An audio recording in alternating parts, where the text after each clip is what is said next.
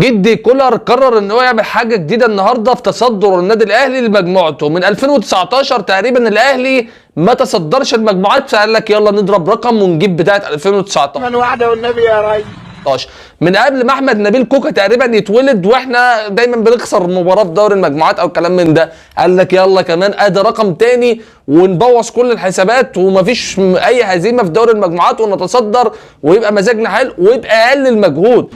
ولع دلوقتي يا ابني، اشوفها بتولع دلوقتي. صحيح الشوط الاول عكننا جدا وكان مفيش انسجام وكان بس يا صديقي العزيز يعني عايزك تتخيل كده وتعرف ان كل حاجه ضريبه، مش كل حاجه حلو يعني يحصل لك حاجه اسمها تجزع بمعنى اصح يعني، فلازم تمر باحساس الملح وباحساس الحاجه يعني اللي فيها شطه عشان لما تيجي تاخد الحاجه الحلوه تحس ايه هي الحاجه الحلوه. هي مباراه الزمالك. الله اكبر الله اكبر الله اكبر. فهمت؟ هو الراجل بيحسبها حسبه ايه عشان ما تقعدش تفكر بس، فالحسبه كبيره جدا لمباراه الزمالك. الراجل النهارده قرر ان هو يريح ثلاثي اللي عندهم المهارات وعندهم الحلاوه وعندهم كل حاجه في الدنيا، قال لك نقعدهم النهارده اكبر قدر ممكن، ولما خلاص الدنيا بقى قفلت والجمهور قال لك نلحق نبسط العيال دي شويه فادالهم 10 دقائق وربع ساعه وسام ابو علي ورضا سليم وكل الناس اللي عندها موهبه زي امام عاشور، فالراجل برده ادالهم. فتعالى النهارده لما اكلمك عن شويه حاجات كده